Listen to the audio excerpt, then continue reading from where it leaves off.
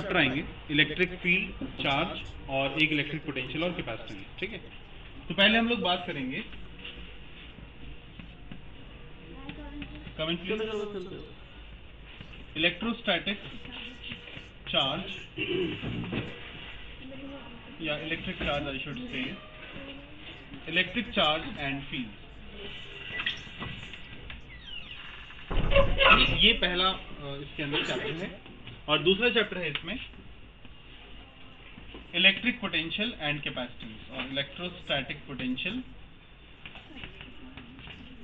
And capacitance.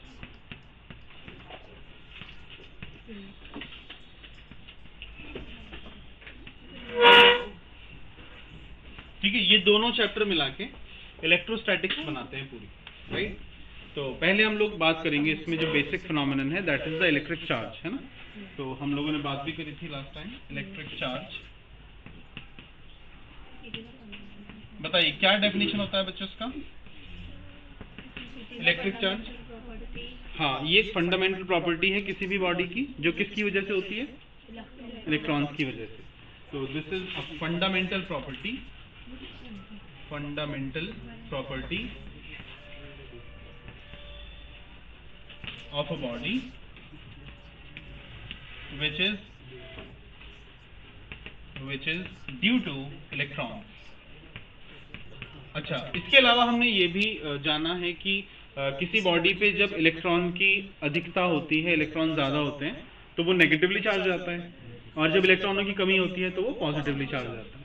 तो हम ये कह सकते हैं कि जो चार्ज के टाइप्स होते हैं वो दो तरह के होते हैं, ना, types of charges. So it may be positive, it may be negative, ठीक है।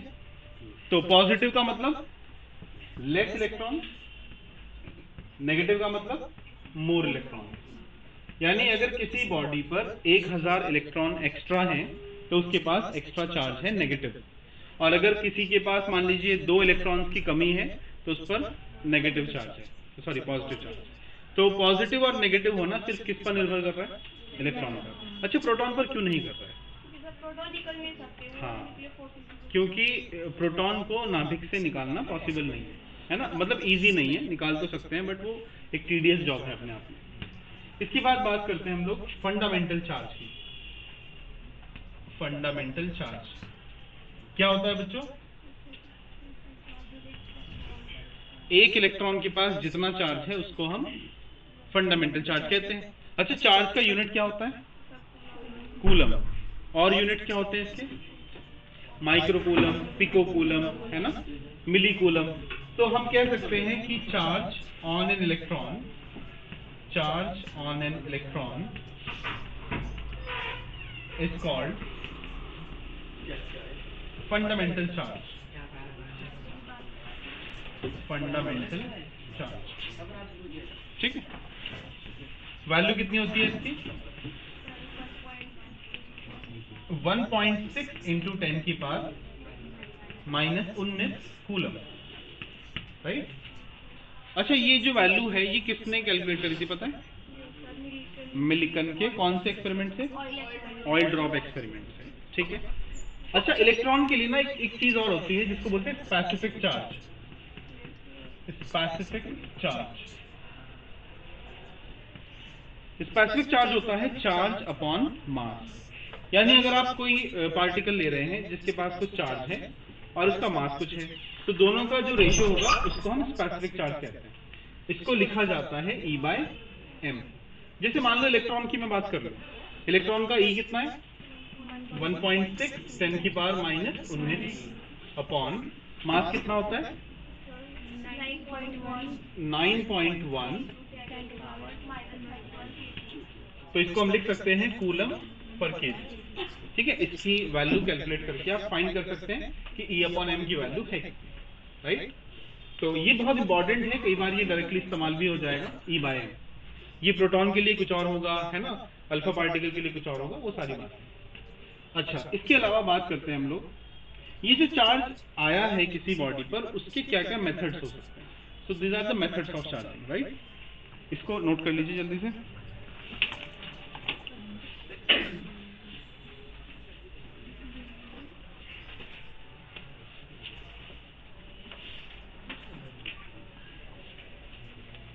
देखिए चार्जिंग के ना 3 मेथड्स हैं, अभी पहले समझ लेते हैं फिर बाद में नोट करेंगे। पहला जो तरीका है चार्जिंग करने का वो है बाय फ्रिक्शन और बाय रबिंग।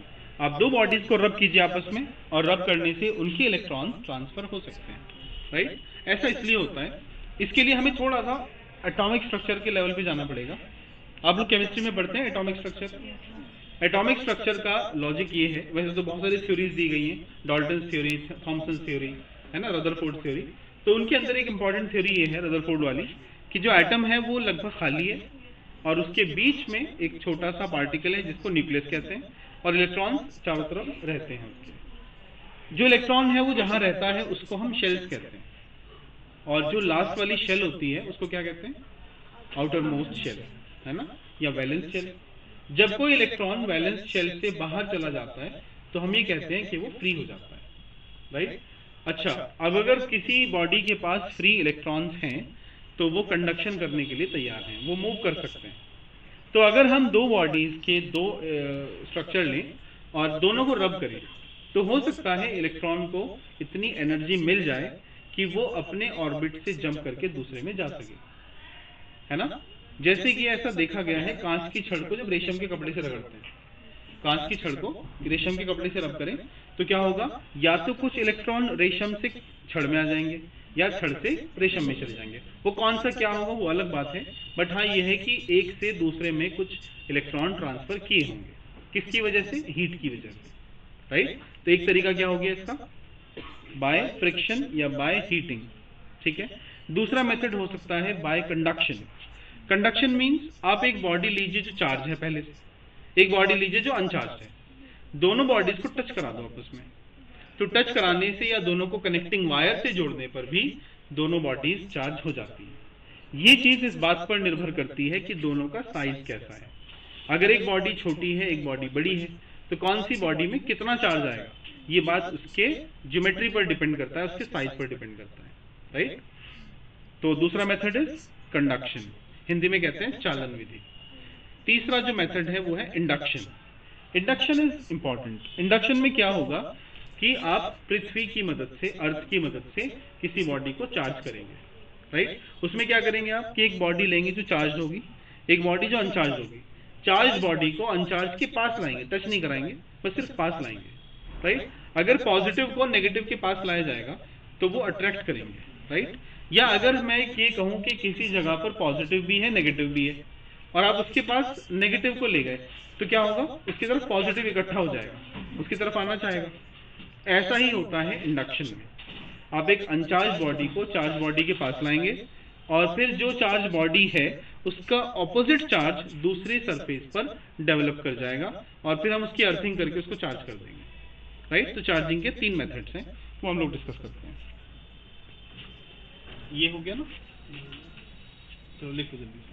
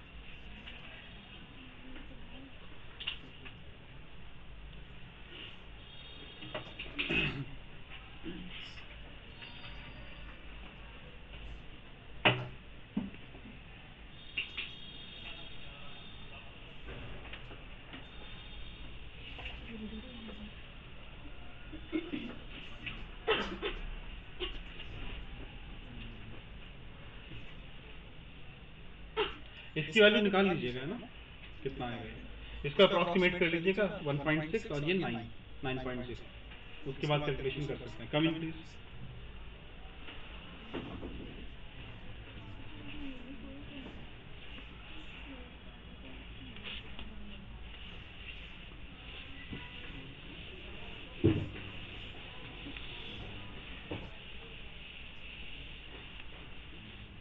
देखिए मेथड्स ऑफ चार्जिंग।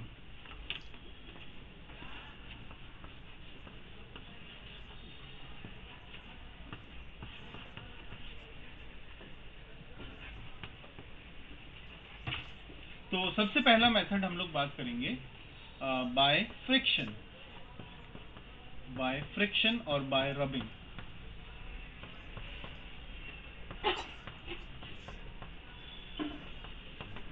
देखिए, तो सपोज करें ये कोई रेशम का कपड़ा है, सिल्क का कपड़ा है,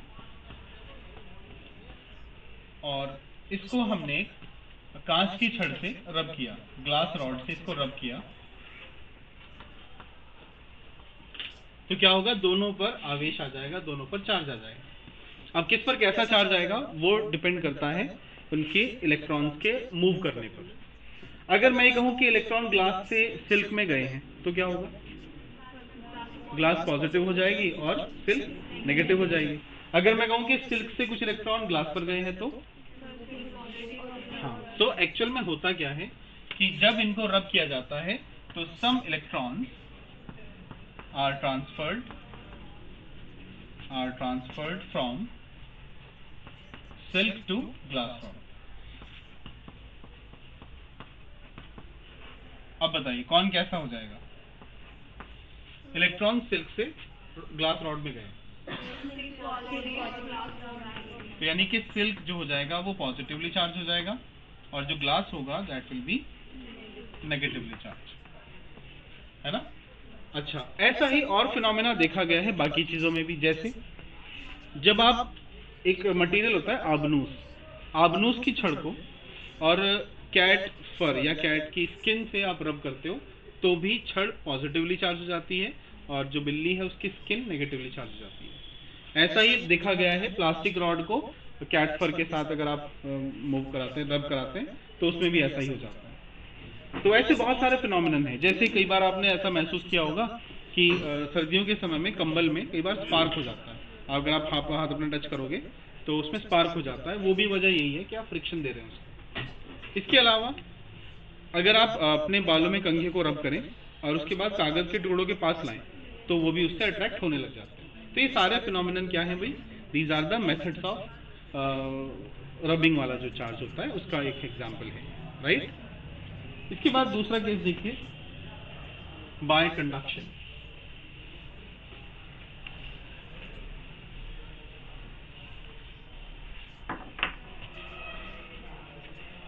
bye conduction,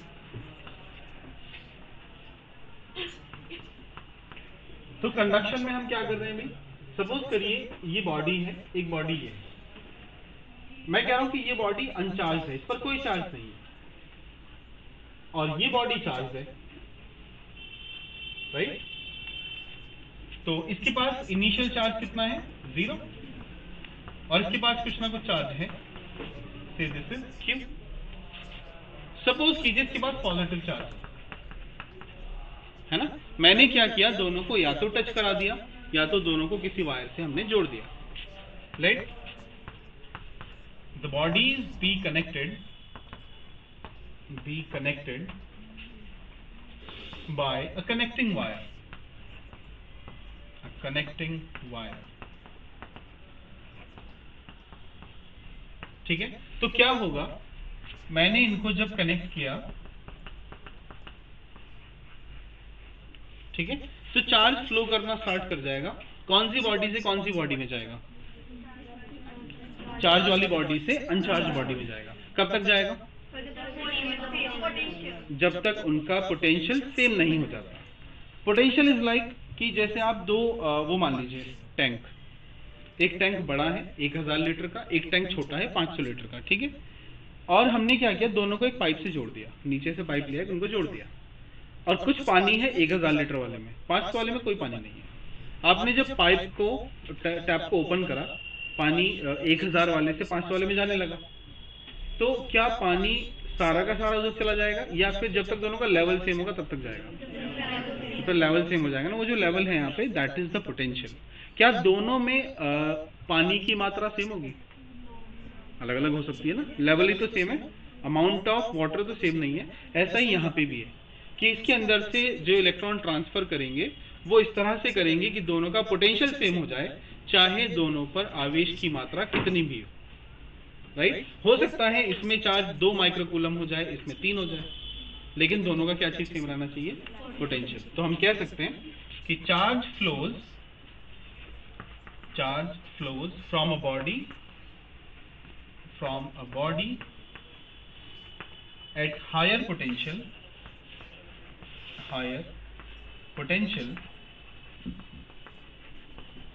to a body at lower potential।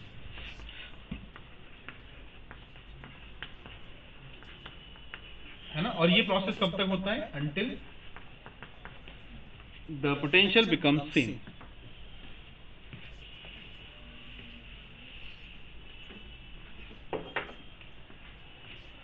until the potential becomes same। अच्छा, अब इसके बाद हम ये कैलकुलेट करना चाहते हैं कि दोनों में चार्ज आएगा कितना कितना, उसकी वैल्यू। वैसे तो वो पार्ट आगे कैपेसिटर में आएगा, बट मैं रिजल्ट उसका लिख देता हूँ सो दैट हम क्वेश्चन में उसको इस्तेमाल करेंगे। देखिए, जैसे ये था Q1, ये था Q2, और जब मैंने इसको चार्ज को फ्लो करा दिया तो कुछ चार्ज इधर भी आ गया।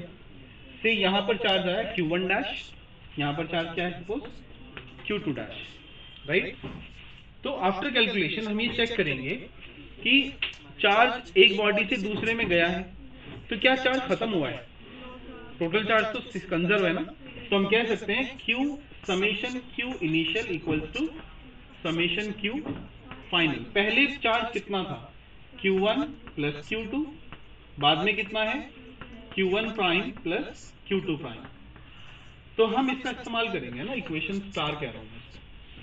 राइट, अब अगर मुझे इनके रेडियस पता है, let radii of the two spheres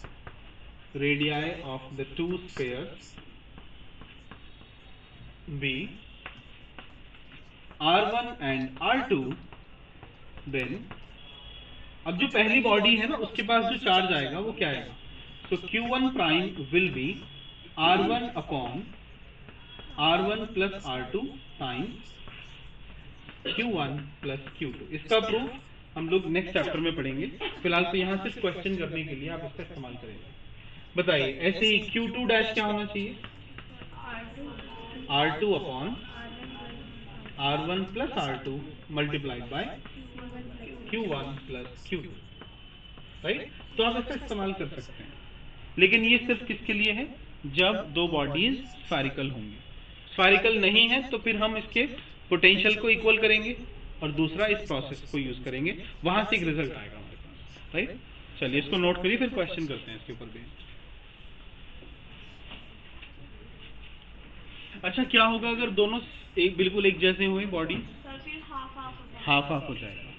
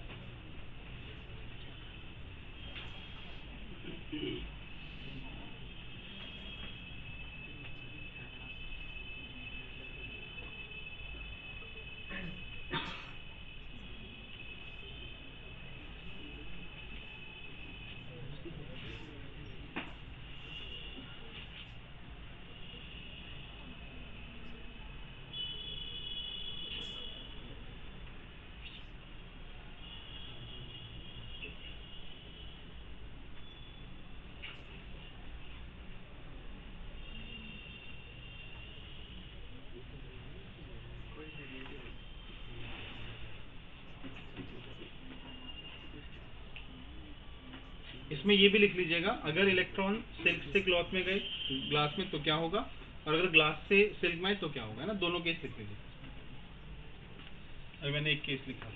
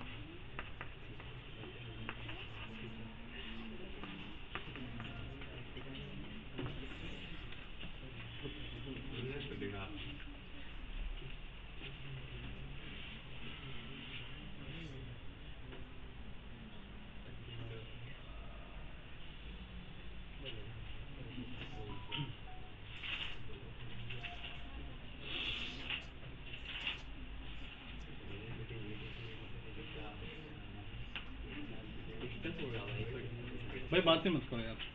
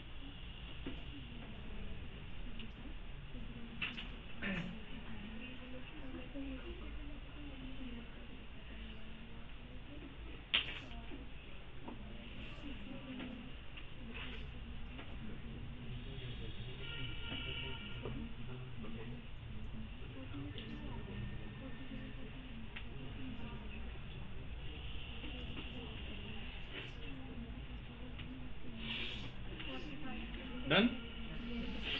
अच्छा, अब प्रैक्टिस में जब आप देखेंगे ना कि होता क्या है जब ग्लास को सिल्क से रगड़ेंगे, तो उस केस में ना इलेक्ट्रॉन्स कहाँ से कहाँ ट्रांसफर होंगे, ग्लास से सिल्क में। दोनों पॉसिबिलिटीज हो सकती हैं, लेकिन इन प्रैक्टिस क्या होता है, ये वाला केस। तो ये वाला केस को आपने एज ए रिजल्ट याद रखना है कि जब सिल्क को ग्लास रॉड से रब किया जाएगा तो इलेक्ट्रॉन कहाँ से कहाँ ट्रांसफर होंगे, ग्लास से सिल्क में जाएंगे। तो glass will be positively charge और silk will be negatively charge.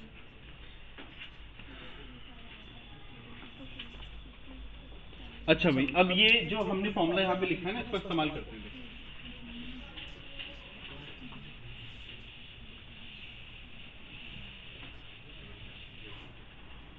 देखिए क्वेश्चन है,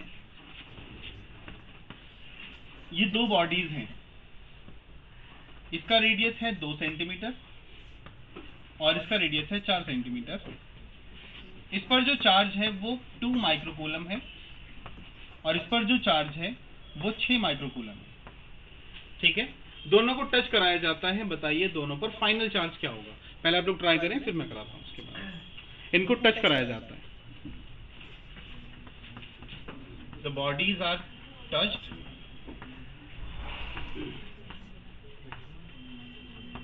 and separated. Find the new charge on each sphere.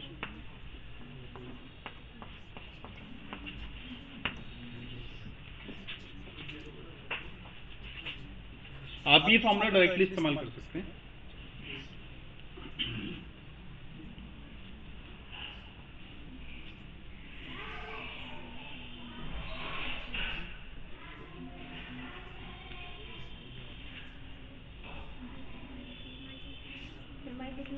हाँ जी, माइक्रो में ही बताइएगा।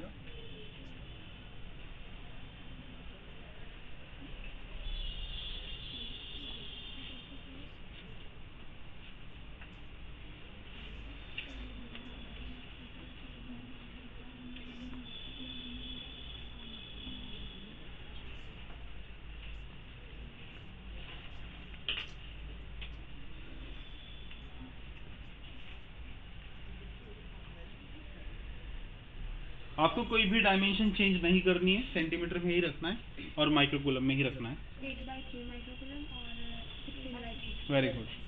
The first one will acquire 8/3 microcoulomb charge and the second will acquire 16/3। 16/3 microcoulomb। सबका answer आया ये? Okay, बस आपको फॉर्मूले में पुट करना था और वैल्यूज निकालनी थी। फिर अगर हमें मतलब मीटर में भी चेंज करने तो क्वेश्चन में बताया जाएगा। हाँ बताया जाएगा, मतलब फिर आंसर में ना आपको माइक्रो नहीं दिया होगा। अच्छा, यहाँ पे हमने इसलिए भी चेंज नहीं किया क्योंकि ये ना रेशो है, तो सेंटीमीटर अपॉन सेंटीमीटर कट जाएगा, आपको चेंज करने की आवश्यकता नहीं है। अच्छा, एक और क्वेश्चन देखिएगा।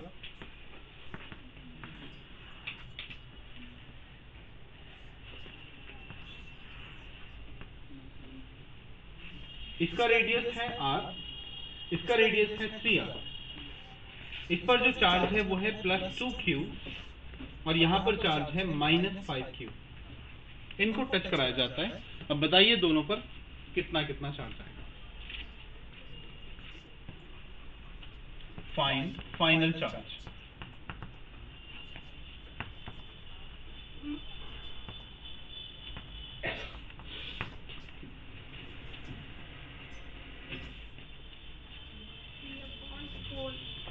फर्स्ट इसमें तो 3/4 होगा और इसमें होगा 9/4। 3/4 और 9/4 दोनों प्लस के होंगे। नहीं, हाँ सब प्लस ही होगा।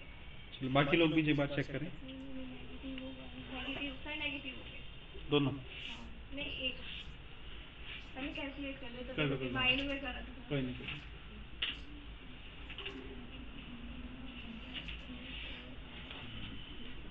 फिर -3/4 -3/4 क्यों कह रहे हैं आप? और दूसरा आप लोग भी बताओगे बॉयज। नहीं मैटर पड़ेगा कि नहीं पड़ेगा जी। अभी बताऊंगा। हाँ अभी बताओ बॉयज।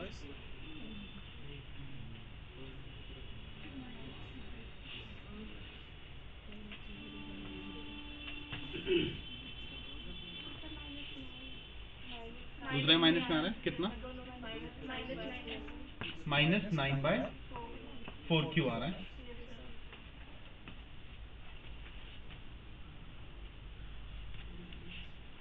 बाकी लोग भी चेक करें।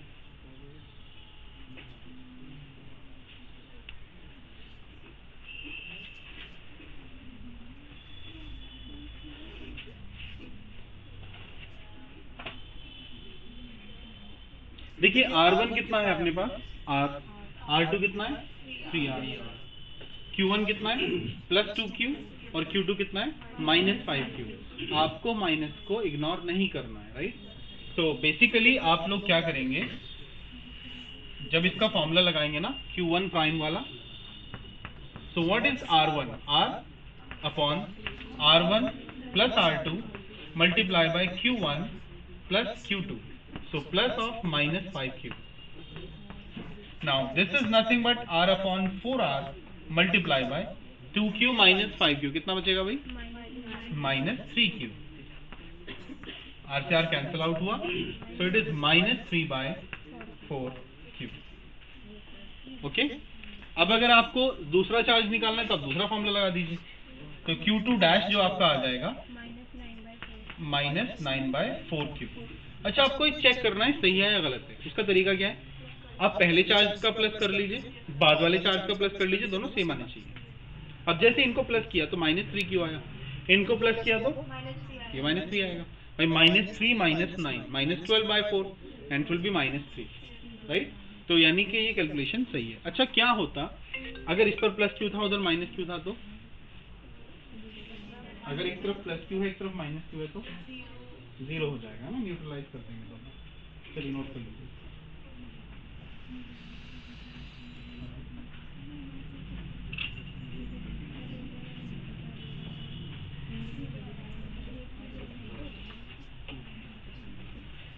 हाँ भाई चलिए देखिए। अच्छा इसके अलावा इसको हम आगे और डिस्कस जब करेंगे ना चैप्टर, अगले चैप्टर में, तो ये R जो है वो तो रेडियस है, ये कैपेसिटर के टर्म्स में भी आ जाएगा। कैपेसिटी भी सेम हो जाती है C1/C1 + C2। फॉर्मूला सेम रहेगा, बस R की जगह क्या आ जाएगी? कैपेसिटी आ जाएगी। अच्छा अब एक टर्म पहले हम डिफाइन करते हैं और फिर उसके बाद मैं क्वेश्चन देता हूँ आपको। नीट का क्वेश्चन है, आया हुआ क्वेश्चन है। -9 किसी में इग्नोर भी तो करते हैं वो। बेटा वो फील्ड जब निकालते हैं, electric field.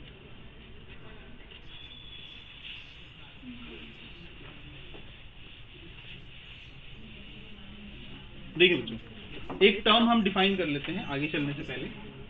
Surface charge density, surface charge density. देखो इसका मतलब क्या है, आप इमेजिन करो कोई शीट है आपके पास, जैसे एक बोर्ड ही है, सपोज ये ब्लैक बोर्ड है, इसके ऊपर हमने चार्ज फैला दिया पूरे पे, ठीक है?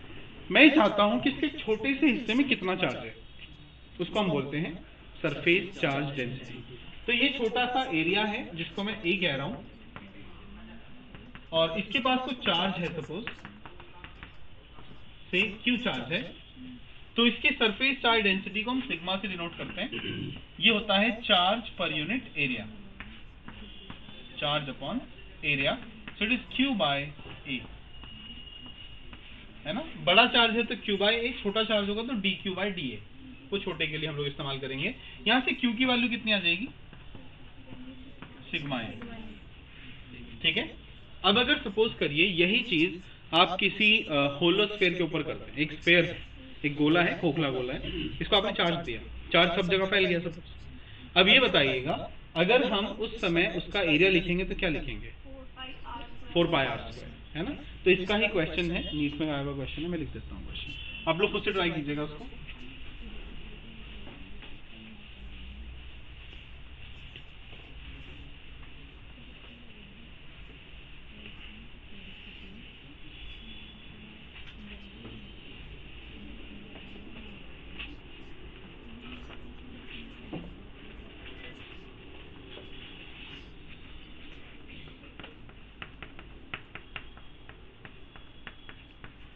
ठीक है, बिल्कुल सेम क्वेश्चन नहीं है बट उसके जैसा है। तो क्वेश्चन ये है कि दो स्फीयर्स हैं आपके पास, एक का रेडियस r था और एक का रेडियस 2r था, ठीक है। दोनों की डेंसिटी सेम है, सिग्मा सिग्मा, राइट। इनको कनेक्टिंग वायर से जोड़ दिया जाता है, जोड़ने के बाद इनकी डेंसिटी बतानी है क्या होगी, ठीक है। तो मैं लिख सकता हूं these spheres are connected by a connecting wire,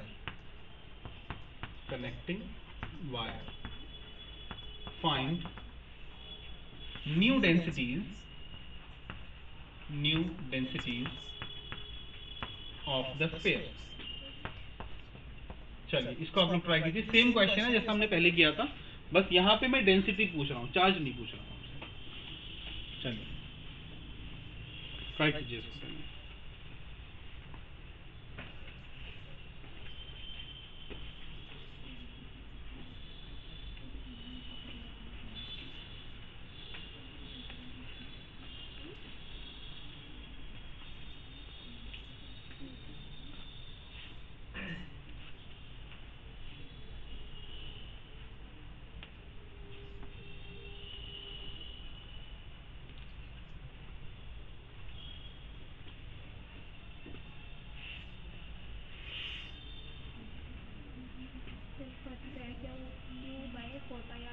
बेटा क्यू के टर्म्स में नहीं, सिग्मा के टर्म्स में बताना है आपको। क्यू नहीं दिया है इसमें, आपको सिग्मा दिया हुआ है।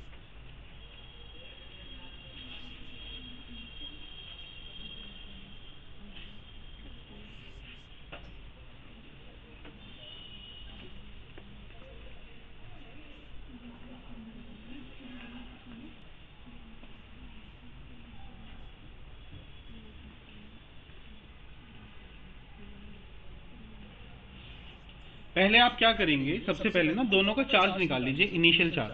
पहली बॉडी पर कितना चार्ज होगा, देखो चार्ज का फॉर्मूला लिखा था ना मैंने, तो पहली बॉडी का चार्ज आएगा सिग्मा टाइम्स एरिया, इसका एरिया क्या होगा 4πr²। In the same way Q2 बताइए क्या होगा, सिग्मा इंटू 4π2r का स्क्वायर, कितना हो जाएगा ये 16πr² सिग्मा, और इधर कितना था 4πr² सिग्मा। तो Q1 आपको मिल गया, Q2 आपको मिल गया, राइट। अब आपने दोनों को टच कराया, टच कराने के बाद पहले पर कितना चार्ज आता था R1 plus R2 multiply by Q total, इनका दोनों का सम कितना होगा, what is Q1 plus Q2, 20πr² sigma. तो यहाँ पे क्या लिख सकते हैं हम लोग 20πr² सिग्मा, ये कितना हो जाएगा 1/3 20πr² sigma, this is Q1 dash.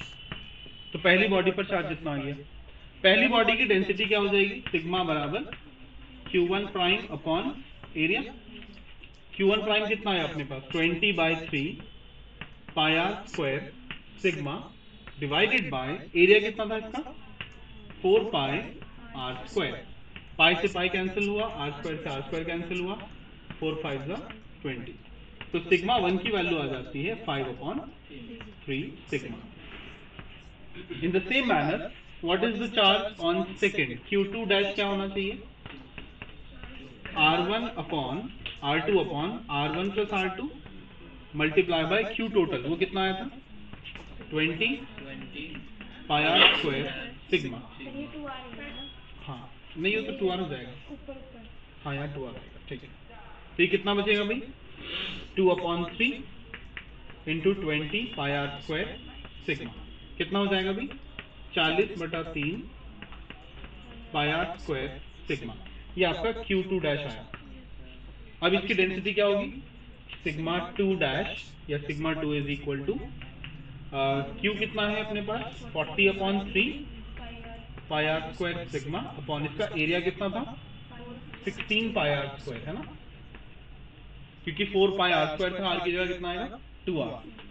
तो ये पाई से पाई कैंसिल हुआ, आर स्क्वायर से आर स्क्वायर कैंसिल हुआ, तो इसको काट दीजिए 8 से 8 दूनी 16 और 8 पंजे 40, तो 5/6 सिग्मा।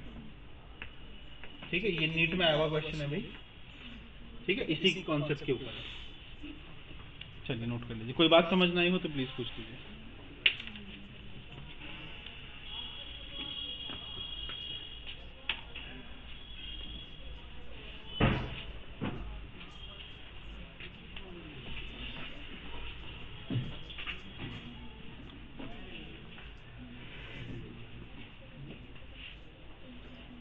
अच्छा, इसकी डेंसिटी और इसकी डेंसिटी में क्या रिलेशन है, सर डबल है कौन से डबल है सिग्मा 1 या सिग्मा मतलब 2? सिग्मा 2 डबल है सिग्मा 2 डबल है या सिग्मा 1 डबल है?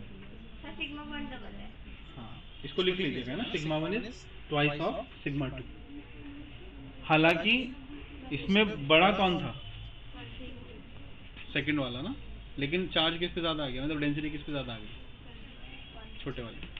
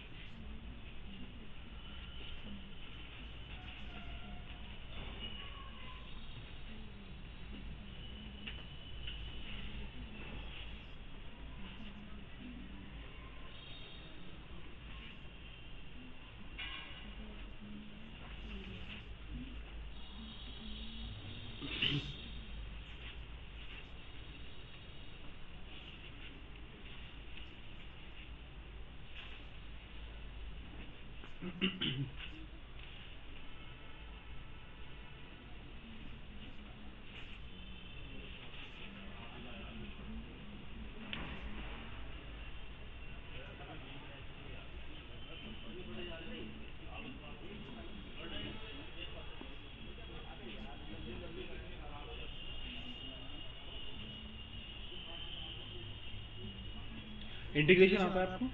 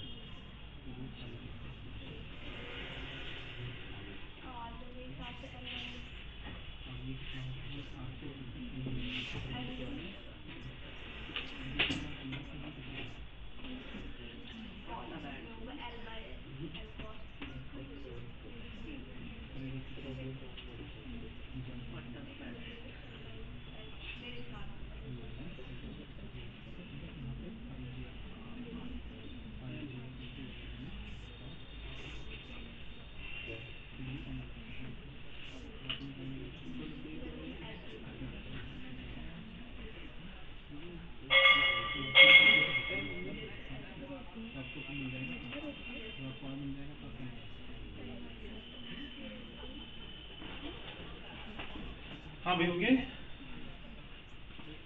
चलिए इसके बाद एक कॉन्सेप्ट यहीं पे पहले समझते हैं, क्योंकि सरफेस चार्ज डेंसिटी को हम डिफाइन कर रहे हैं। अच्छा, इसका बच्चों यूनिट और डायमेंशन बताइएगा क्या होगा।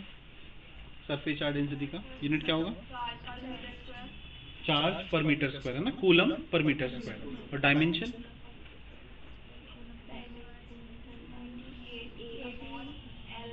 स्क्वायर, तो L-2 TA या AT।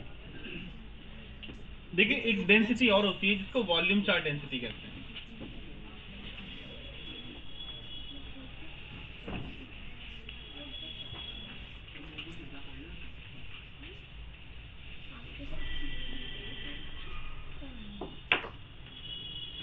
Volume charge density.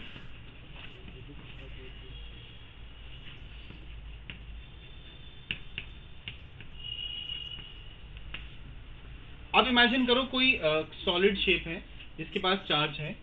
Suppose करिए कोई स्फीयर है, इसके पास चार्ज है और ये सॉलिड स्फीयर है, और सॉलिड में नॉन कंडक्टिंग स्फीयर है।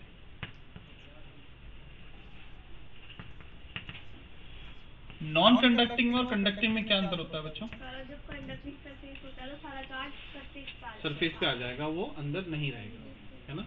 जैसे अब ये बताइए, आप बताइए बेटा, एक बॉल है लोहे की, एक है लकड़ी की, कौन सी कंडक्टिंग है कौन सी नॉन कंडक्टिंग, आप बताइए। एक लोहे की गेंद है और एक लकड़ी की गेंद है। लोहे वाली कंडक्टिंग है और लकड़ी वाली, ठीक है। अगर मैं दोनों को चार्ज देता हूं तो किस पर चार्ज अंदर भी चला जाएगा, किस पर चार्ज सिर्फ बाहर रहेगा? लोहे वाली पर सिर्फ बाहर रहेगा और लकड़ी वाली के अंदर भी चला जाएगा। तो यहाँ भी जो हम बात कर रहे हैं, कौन सी बात कर रहे हैं? नॉन कंडक्टिंग की। तो अगर सपोज करिए इसके पास चार्ज कितना है, Q है, तो इसके छोटे से हिस्से में कितना चार्ज है, ये वाले हिस्से में। मान लीजिए इसमें चार्ज कितना है, dQ, और इसका वॉल्यूम कितना है, dV।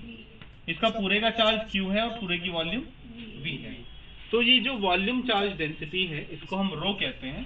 This is charge per unit volume, और इसको हम लिख सकते हैं dQ/dV। यहां से dQ कितना आएगा, रो टाइम्स ऑफ dV। बच्चों इसका बहुत ज्यादा इस्तेमाल होना है, ठीक है। तो मैं पहले एक एग्जांपल आपको देता हूं। मान लो आपको ये कहा गया कि एक स्फीयर है और इसका रेडियस है कैपिटल R, राइट। और ये कहते हैं कि इसका जो डेंसिटी है ना, रो R, से this is K times of R, where K is a positive number, ठीक है। यानी कि इस स्फीयर के ऊपर जो चार्ज डाला गया है वो हर जगह अनइवन तरीके से रखा हुआ है। मतलब ऐसा नहीं है कि इतना चार्ज यहाँ है इतना चार्ज वहाँ, ये चार्ज चेंज हो रखा है, R के साथ चेंज हो रहा है, राइट। तो मुझे क्या करना है, मुझे फाइंड करना है कि इस पर टोटल चार्ज कितना आएगा। Find net charge on the sphere. तो उसका तरीका क्या होगा, सबसे पहले ये देखिएगा। अब क्योंकि ये तो कैपिटल R पूरे का रेडियस था, ये जो स्मॉल r है ना, इसका मतलब है किसी भी डिस्टेंस पर विद इन द स्फीयर। मान लीजिए एक पॉइंट यहाँ पे मान लेते हैं और इसकी डिस्टेंस कितनी है, सपोज स्मॉल r। अब ध्यान से समझिएगा भाई, आप एक स्फीयर को, एक पूरे गोले को इमेजिन कर लीजिए छोटे छोटे खोखले गोले। एक सबसे छोटा खोखला गोला जो सेंटर पे है, फिर एक उसके ऊपर एक उसका कवच आ गया सपोज, फिर एक और गोला उसके ऊपर, फिर एक गोला और उसके ऊपर। इस तरह बहुत सारे गोले रख के आपने क्या बना दिया है, बड़ा स्फीयर बना दिया। वो जो हम गोले रख रहे हैं छोटे छोटे, उसको हम क्या बोलेंगे, स्फेरिकल शेल। तो मैंने क्या किया, इसके अंदर शेल मान लिया, एक खोखला गोला मान लिया, और इस खोखले गोले का कुछ रेडियस है स्मॉल r, और इसकी कुछ थिकनेस है, इसकी कुछ मोटाई है, जिसको मैं क्या कह रहा हूँ, dr, ठीक है। अब ये बताइएगा इस खोखले गोले का वॉल्यूम क्या होगा। वॉल्यूम का बेसिक फॉर्मूला क्या होता है? नहीं, वो तो अलग चीज होगी, मैं बेसिक डेफिनेशन जानना चाह रहा हूँ। एरिया इंटू लेंथ या थिकनेस। अगर हम इसका वॉल्यूम निकालना चाहते हैं तो बताइए वॉल्यूम ऑफ स्फीयर कितना हुआ, ये स्फेरिकल शेल, उसका जो वॉल्यूम होगा dV, दैट विल बी इस शेल का एरिया इनटू इसकी थिकनेस। इस शेल का एरिया कितना हुआ, 4 पाई आर स्क्वायर, उसकी थिकनेस कितनी है डी आर। हमें पता है रो क्या होता है भाई, D Q upon D V. तो डी क्यू कितना आ जाएगा, रो डी वी। तो rho is what, 4 pi R square D R multiply by rho. अच्छा रो की वैल्यू हमें ऑलरेडी लिखी मैंने, इट इज के आर। ये हो गया K R into 4 pi R square D R. ये चार्ज आया कौन सी शेल में, जो शेल हमने मानी है। सबसे पहली शेल कहाँ होगी, सेंटर पर, और सबसे आखिरी कहाँ होगी, बाहर। तो यानी कि जो टोटल चार्ज आएगा स्फीयर पर वो कितना आएगा, टोटल चार्ज Q बराबर द इंटीग्रेशन ऑफ 4 पाई के आर क्यूब डी आर। कहां से कहां तक जाएंगे आप, सेंटर से लेके कैपिटल आर तक। मतलब जो शेल मान रहे हैं आप, सबसे छोटा शेल यहाँ पे होगा, फिर एक और शेल रखेंगे, फिर एक और, फिर एक और, फिर एक और एंड में कहां तक आ जाएंगे, आर तक आ जाएंगे। तो बताइए इसमें कांस्टेंट क्या है भाई, 4 पाई के आर क्यूब का इंटीग्रेशन, आर की पावर 4 अपॉन 4 फ्रॉम 0 से आर, 4 से 4 कट जाएगा। अब इंटीग्रेशन की लिमिट कैसे रखते हैं भाई, upper limit minus lower limit. तो दिस विल बी पाई के टाइम्स आर की power 4 minus 0। So the net charge on the sphere is nothing but पाई के आर की पावर, राइट। तो भाई इसका क्वेश्चन भी अक्सर पूछा जाता है। चलिए ये मैंने कर दिया, एक क्वेश्चन आप लोग कीजिएगा, ये नोट कर लीजिए।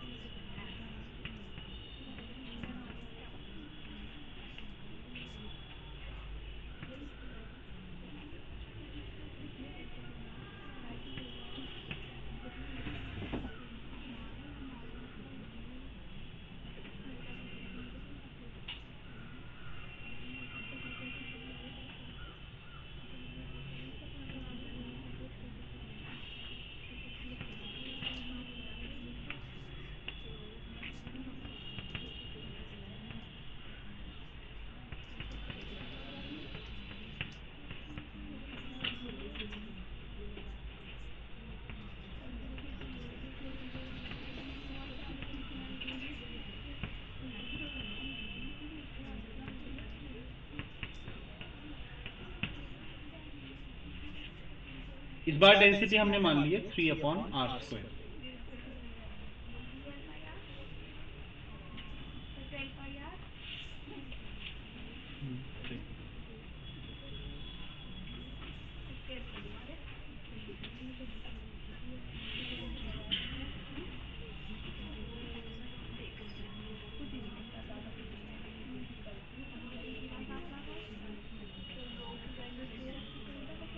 सेम प्रोसेस करेंगे और बताइएगा आंसर क्या है।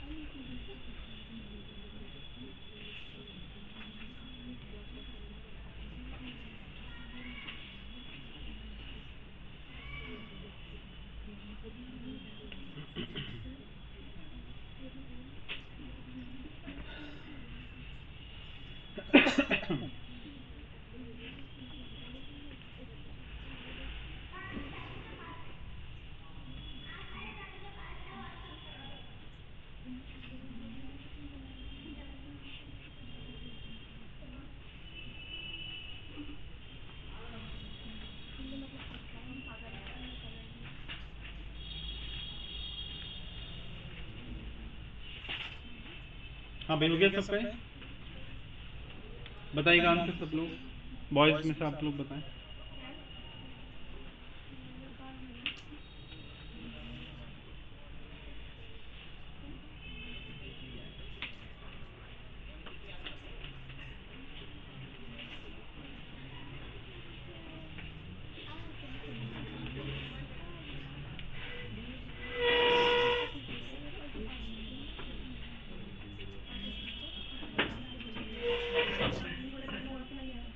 फोर पाया, 12 पाया, ठीक है।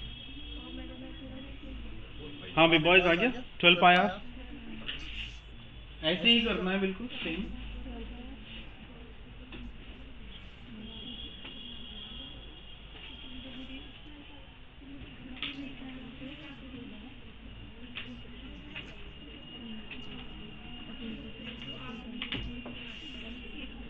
अच्छा, ये तो बात हुई वॉल्यूम के लिए। अगर मान लीजिए सरफेस चार्ज हुआ तो भी सेम प्रोसेस करेंगे, बस वहां पे वॉल्यूम की जगह हम लोग एरिया निकालेंगे, है ना। एक क्वेश्चन उसका भी करते हैं।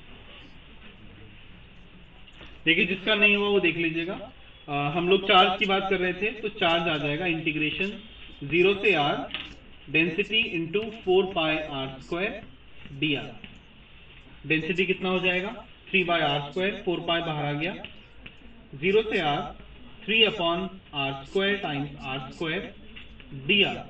r² से r² कट गया, so will be 12 पाई, और dr का इंटीग्रेशन r फ्रॉम 0 से r, so it is 12 पाई।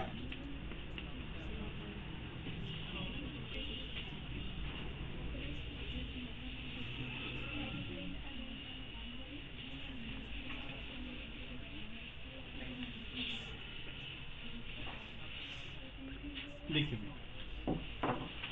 इसके बाद देखिएगा एक और क्वेश्चन है, ये इस बार सरफेस चार्ज का है। मान लीजिए डिस्क है अपने पास, डिस्क लाइक जैसे प्लेट होती है ना, रोटी होती है, that is also a disc. और इस डिस्क का जो रेडियस है ना, वो सपोज ए है, स्मॉल ए। हमें बताना है कि इसका अगर सिग्मा आपको दिया हुआ है, लाइक मैं एग्जांपल ले रहा हूँ, सपोज 2/r या 2/r ले लेते हैं, ठीक। इसका जो सिग्मा है वो 2/r है। हमें टोटल चार्ज निकालना है। तो जैसे उस केस में हमने क्या डिस्कस किया था भाई, शेल माना था। इसमें आप क्या मान सकते हो? रिंग मान सकते हो, है ना। एक रिंग था, एक और उसके ऊपर रिंग, फिर एक और रिंग। तो हमने कोई एक रिंग ले लिया सपोज ऐसे। तो इसका जो थिकनेस है वो dr है, और रेडियस कितना है इसका? Small r, right. बता सकते हैं इस रिंग का एरिया कितना होगा? Area of the ring. देखो इसका तरीका क्या होता है बच्चों, इस रिंग को बीच में से काट के सीधा कर दो, ये रॉड बन जाएगी। इस रॉड की लंबाई कितनी है? 2πr, और चौड़ाई कितनी है? dr। इसका एरिया क्या हो जाएगा? 2πr dr। अब सिग्मा का फॉर्मूला क्या होता था? dq/da। तो यहाँ से dq कितना हुआ? सिग्मा da, या dq is nothing but 2/r multiplied by da कितना हुआ? 2πr dr। r से r कट गया, so it is 4π dr। what is the net charge? Integration from 0 to a 4π dr। dr का integration will be r, और limit रखने के बाद वो क्या बन जाएगा? a। सो q का फॉर्मूला बन गया 4π, राइट। तो इस तरह से भैया आप चार्ज निकाल सकते हैं। अब इसमें एक केस आएगा एन्युलर डिस्क। एन्युलर डिस्क मतलब वो जो बीच में से खाली होती है ना। तो उसको आप लोग सॉल्व कीजिए, मैं वैल्यू लिख देता हूँ।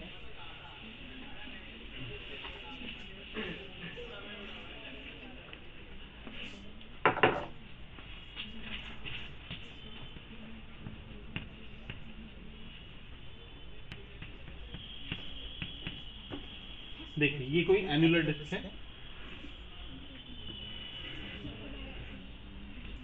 इसका इंटरनल रेडियस है a और आउटर रेडियस है b। यहाँ पे इसके अंदर चार्ज है। तो हमें दिया हुआ है इसका density sigma which is suppose sigma naught divided by r square. Find charge on the disk.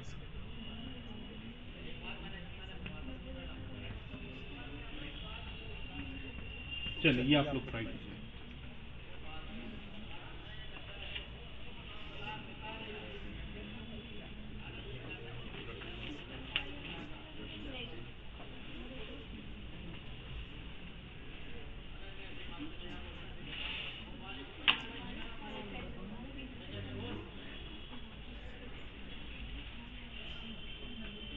इसमें जो आप इंटीग्रेशन करोगे वो जीरो से नहीं करोगे, है ना? ए से बी कर देंगे क्योंकि चार्ज शुरुआत में कहाँ है? ए पर और लास्ट में बी पर.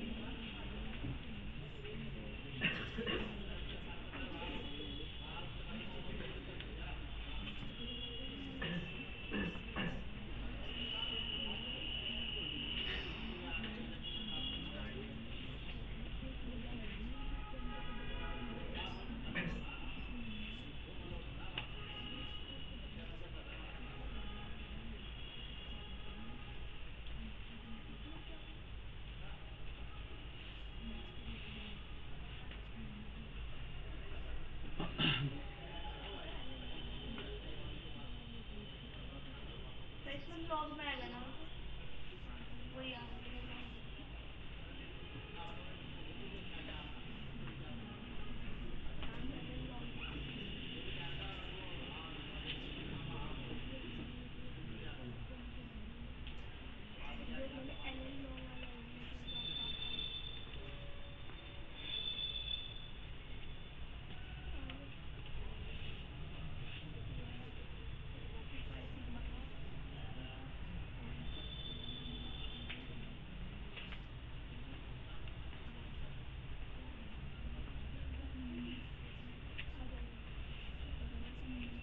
कितना है बेटा? 2 pi sigma ln b upon a. ठीक. 2 pi sigma naught ln b by a.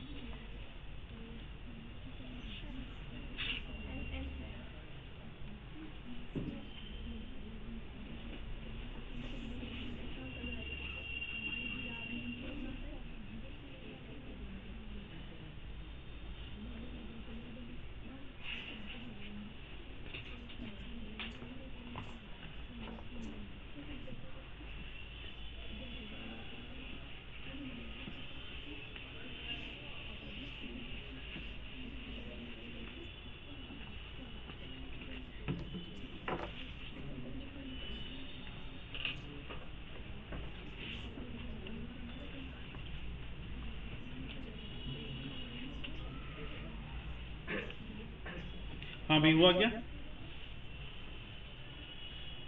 देखिए आपके पास सिग्मा है, आप लोग पहले डी क्यू निकाल सकते हैं ना. इसके अंदर एक रिंग मान लीजिएगा यहाँ पे,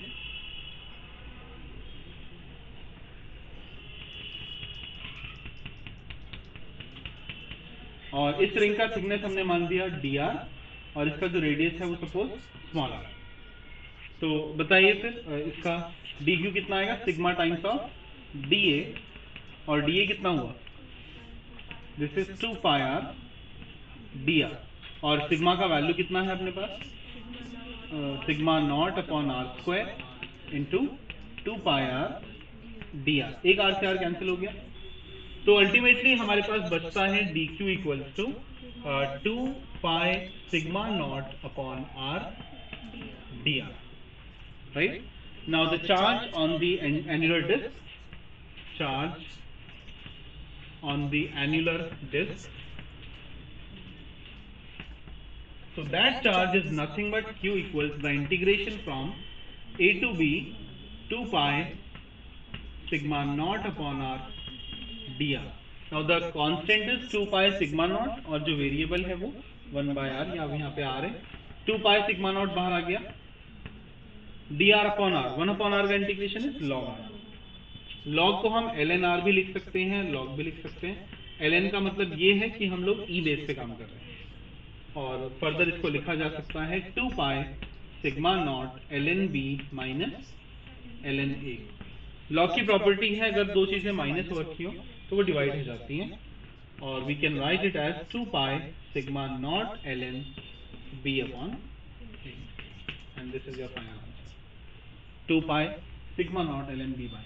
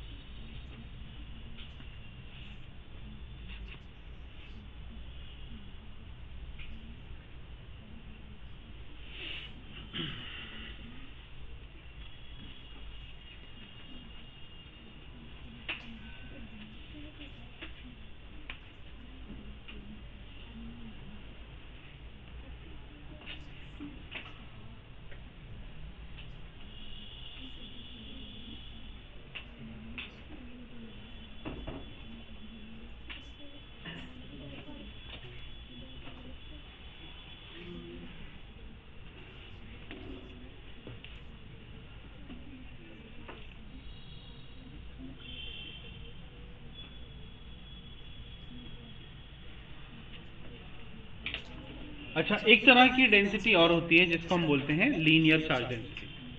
देखिए लीनियर चार्ज में मान लो जैसे ये पेन है सपोज, तो इस पेन के ऊपर हमने चार्ज डाल दिया, तो इसके एक छोटे से हिस्से में कितना चार्ज है उसको हम कहते हैं इसकी linear charge density.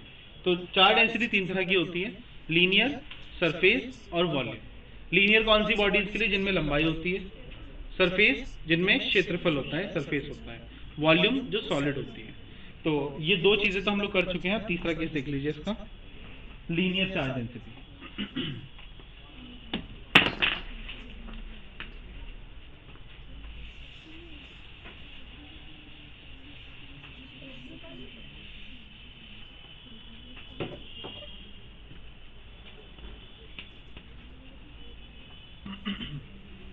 Linear charge density.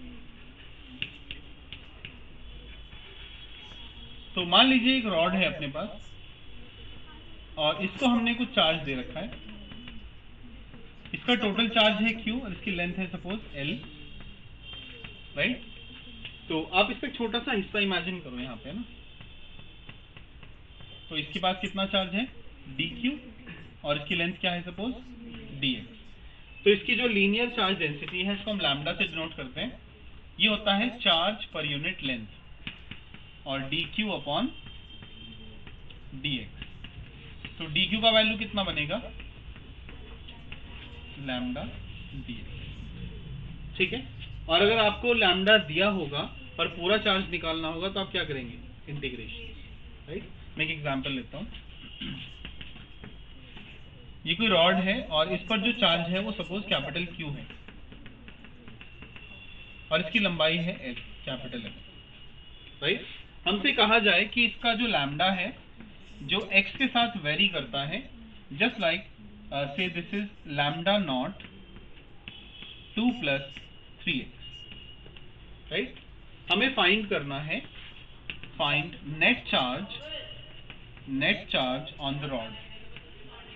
Rod पर कितना चार्ज है वो देखेंगे। तो मेरे पास लैम्डा की वैल्यू है और हम क्या करेंगे, इसका एक छोटा सा हिस्सा पहले कंसीडर करते हैं।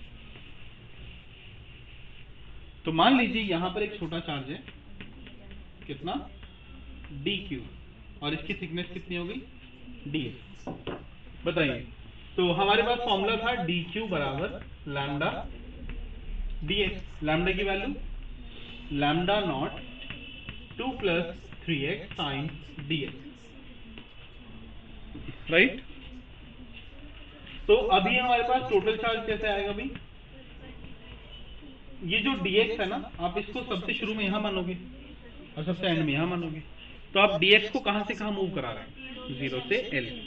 तो यानी कि टोटल चार्ज जो आएगा that will be the integration from 0 to L और साथ में lambda naught 2 + 3x dx। Lambda naught is a constant, ये बाहर आ गया। 2 का इंटीग्रेशन क्या होगा बच्चों? 2x from 0 to L plus 3 times x का integration x² upon 2 from 0 to L. Now this is nothing but lambda naught times twice of L plus 3L² upon 2। आप चाहे तो इसका एलसीएम ले सकते हैं, लैम्डा नॉट अपॉन 2, और ये कितना आ जाएगा? 4L plus PL²। ये आपका नेट चार्ज हो जाएगा, ठीक है। इसको हमने कैपिटल Q बोला हुआ है। चलिए इसको नोट कर लीजिए।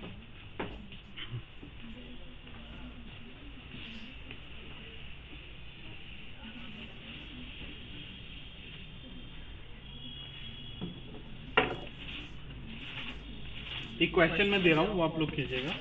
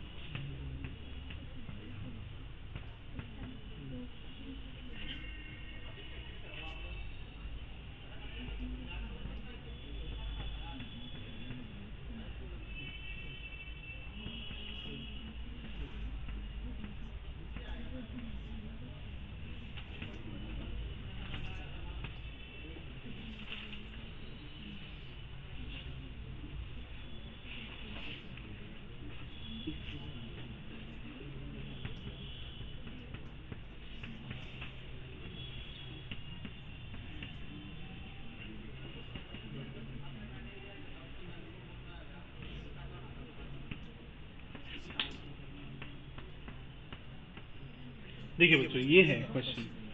एक रॉड है जो अनइवन है ना, कहीं पर ज्यादा मटेरियल है, कहीं पर कम है। तो चार्ज इस इक्वेशन के अकॉर्डिंग इसमें बदल रहा है। तो आपको बताना है कि इस पर नेट चार्ज कितना होगा।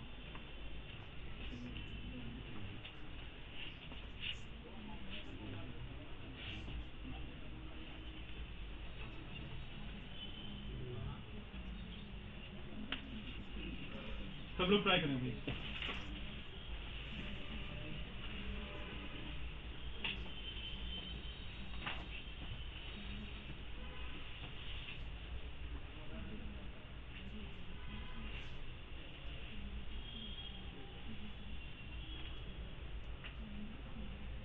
इस क्वेश्चन में ना x की जगह इन्होंने r बोला हुआ है, तो आप उसको r ले लीजिएगा, ठीक है।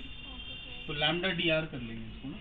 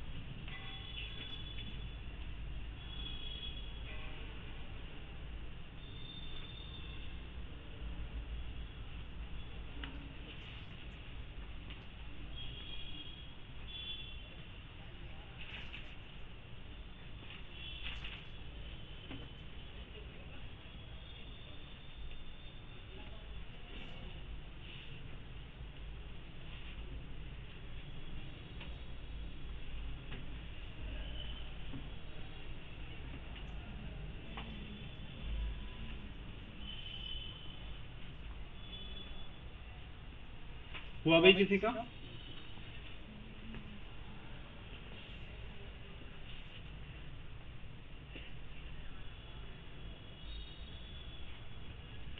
मुझे तो मेरा गलत है, यानी कि मैंने सिर्फ dx मान के एक सिंपल रॉड मान के, यानी कि वो तो गलत हुआ ना, क्योंकि ये तो ये अनयूनिफॉर्म रॉड है। ये जो चीज है ना ये सबके लिए वैलिड है, चाहे रॉड इवन है चाहे अनइवन है। फिर तो सही होना चाहिए। बताइए। Sir 6L minus 3L square minus L 2L cube upon 6। अच्छा, और आपका कितना आ रहा है?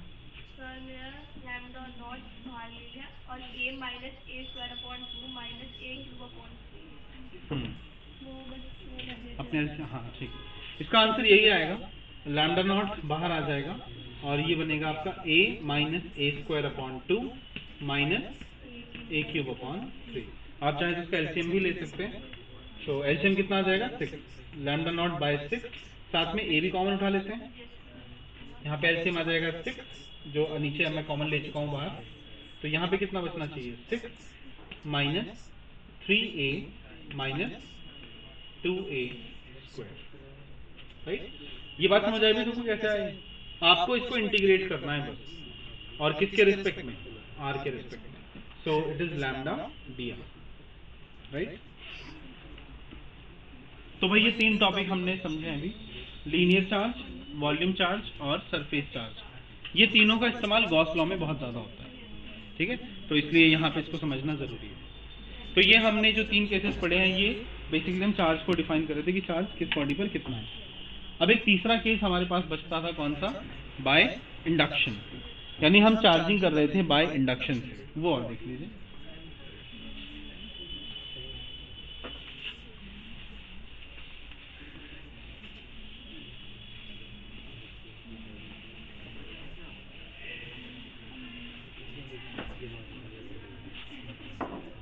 देखिए बच्चों, चार्जिंग बाय इंडक्शन,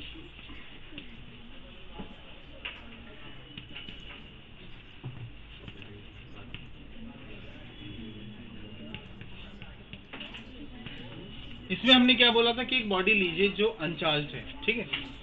सपोज करिए ये एक अनचार्ज बॉडी है, इसके पास कोई चार्ज नहीं है, मतलब इसके पास एक्स्ट्रा चार्ज नहीं है, इसके पास पॉजिटिव भी है नेगेटिव भी है, लाइक यहाँ पॉजिटिव है नेगेटिव है, पॉजिटिव है नेगेटिव, इस तरह से चार्ज है।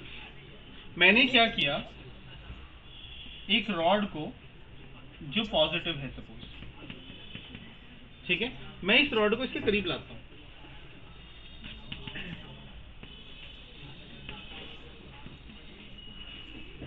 मतलब आपको टच नहीं कराना है, बस इसके पास लाना है, तो क्या होगा भाई? चार्ज यहाँ पर कुछ इकट्ठा हो जाएगा, कुछ उधर इकट्ठा हो जाएगा। जिस प्रोसेस में ये चार्जेस अलग अलग हो जाएं उसको कहते हैं पोलराइजेशन, यानी हमने चार्जेस को अलग थलग कर दिया। अब सपोज करेंगे ये पोलराइज्ड फॉर्म को आपने अर्थिंग कर दी इसकी,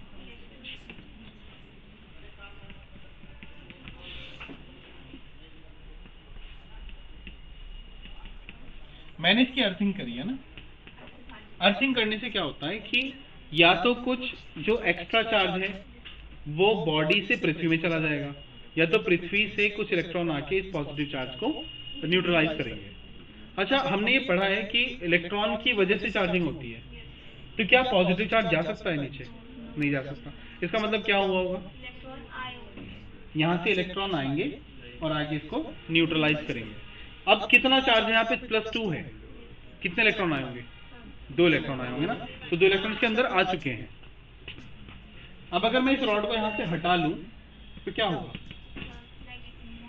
ये बॉडी नेगेटिवली चार्ज हो जाएगी, ठीक है, तो मैं इसको नेगेटिव कर दूंगा। तो अगर आपको किसी बॉडी को नेगेटिव चार्ज करना है तो आप क्या कर सकते हैं भाई? अर्थिंग का इस्तेमाल कर सकते हैं।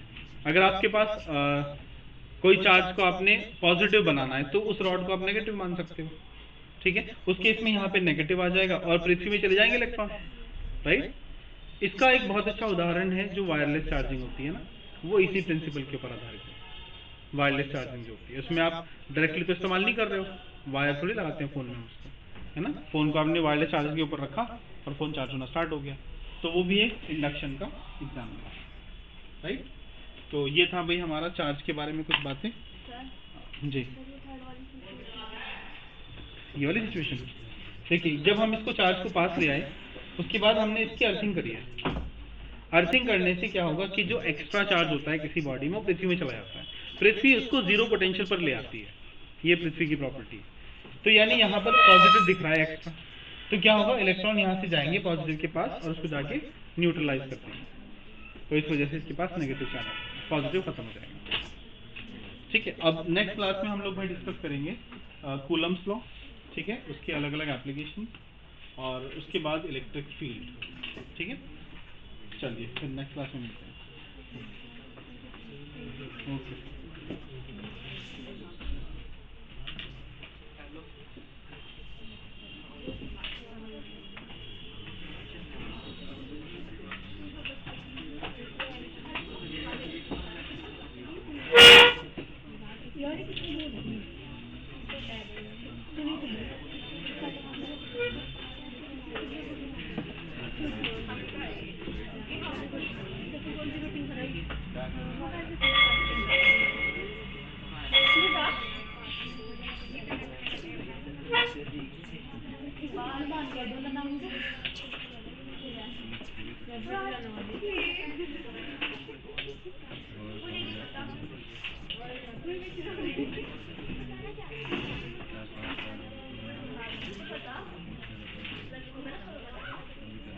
ये लगे तो मुझे फॉलो करना।